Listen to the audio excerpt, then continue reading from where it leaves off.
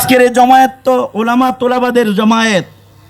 আমি বলবো, যদি প্রশাসন সরকার তারা যদি হুঁশিয়ার না হয় এবং ওলামায়ে কেরাম তথা হেফাজতে ইসলামের দাবিকে যদি না মানে, তাহলে বাংলাদেশে আবার শাপলা চত্বর কায়েম হবে।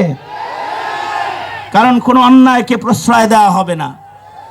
হেফাজতে ইসলাম সংগঠিত হয়েছে ইসলামী মূল্যবোধকে দ্বিতীয় বৃহত্তর মুসলিম দেশে প্রতিষ্ঠিত রাখতে, আর ইসলামের দুশ্মন যারা মুসলমানিত্বের উপরে আক্রমণ ও আঘাত যারা করে তাদের বিষ দাঁত ভাঙার জন্য হেফাজতে ইসলাম জন্মগ্রহণ করেছে। এবং এই হেফাজতে ইসলাম বাংলাদেশ 2013 থেকে শুরু করে জুলাইয়ের গণবিপ্লব পর্যন্ত যে ভূমিকা অবতীর্ণ হয়েছে, এর প্রত্যেকটি ভূমিকায়ও ছিল ইসলামের স্বার্থ, ইমানের স্বার্থ। ভোটের রাজনীতি করার জন্য হেফাজতে ইসলাম নয়, হেফাজতে ইসলাম ছাড়াও এদেশে ইসলামী রাজনীতির দল রয়েছে।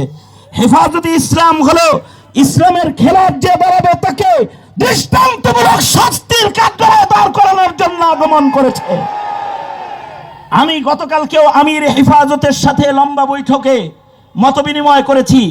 আমির হেফাজত যে কথাগুলো আমাকে বলতে বলেছেন সেটা হলো, এই তৌহিদি জনতাকে তিনি সালাম জানিয়েছেন এবং বলেছেন বাউল মতবাদের ব্যাপারে যদি সরকার সতর্ক না হয় তাহলে প্রয়োজনে তিনি মানিকগঞ্জ আগমন করবেন এবং যেই থানা এই মিথ্যা মামলা অন্যায় ভাবে নিয়ে মুসলমানদের ঈমান ইসলামের উপর আঘাতকারীদের পক্ষে অবস্থান গ্রহণ করে তাওহীদি জনতাকে যারা ত্যাক্ত করবে, প্রয়োজনে তাদেরকে শাস্তি করার এক কর্মসূচি মানিকগঞ্জ জেলায় ঘোষণা করা হবে।